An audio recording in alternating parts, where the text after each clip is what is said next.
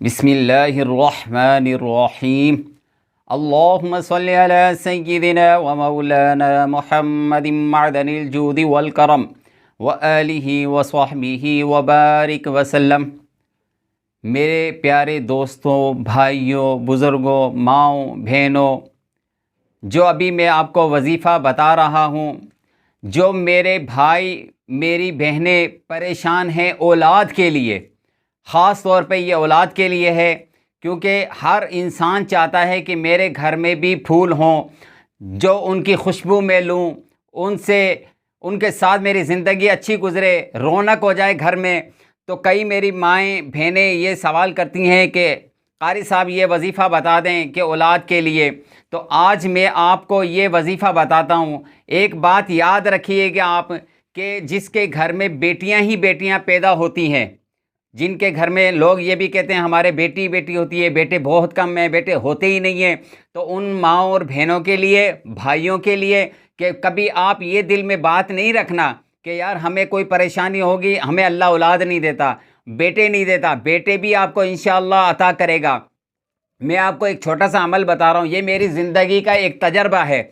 जिन मेरी बहनों के बेटियां ही बेटियां होती थी, उनको मैंने कहा कि आपने अब जब बेटी हो तो उसका नाम मुबश्शिरा रखना है, नाम मुबश्शिरा रखना है। अल्हम्दुलिल्लाह उन माँओं और उन बहनों के घर में अल्हम्दुलिल्लाह बेटों की लाइन लगी हुई है, क्योंकि ये नाम मेरे आका अलैहिस्सलातु वस्सलाम का नाम है। जब ये मुबश्शिर हजूर का नाम है, जब ये कहा जाता है तो ये खुशखबरी है। तो मुबश्शिरा जब रखेंगे तो इंशाअल्लाह आपको खुशखबरियाँ मिलने शुरू हो जाएंगी, अल्लाह ताला आपको बेटा ही अता करेगा। और दूसरी चीज़ कि आपने अमल पढ़ना है, वो हमल के पहले महीने से शुरू करें या दूसरे महीने से, दूसरे महीने से तो वो लाजमी शुरू करना है। आपने करना है कुछ ऐसा है कि सूरत मरियम, सूरत यूसुफ और सूरत मोहम्मद, सूरत मरियम, सूरत यूसुफ और सूरत मोहम्मद को सुबह नमाज फजर के बाद आपने पढ़ना है और पढ़कर पानी पर दम करना है। वो पानी आप चाहे उसी वक्त पी लें, चाहे उठते बैठते चलते फिरते जिस टाइम आपको प्यास लगे, आप वो पानी पीते रहें। इंशाअल्लाह अल्लाह के फजल और करम से, महबूब अलैहिस्सलातु वस्सलाम के सदक़े से इंशाअल्लाह आपके घर में बेटा ही पैदा होगा। बस आपने इस यकीन कामिल के साथ, देखो बेटियां भी वही देता है, बेटे भी वही देता है, हमारा सिर्फ यकीन ख़राब है। हम लोग पता नहीं किस बात पर डटे हुए हैं कि ये चीज़ हमारे साथ नहीं होती। ऐसा नहीं है। अल्लाह तबारक व तआला चाहता है कि बंदा मुझसे लगाव करे, मुझसे मांगे, मैं अता करूं। अब कुछ लोग ऐसे हैं जिनके घर में बेटे ही बेटे पैदा होती हैं, उनको ख्वाहिश होती है माओं को कि हमारे घर में कोई बेटी पैदा हो जाए।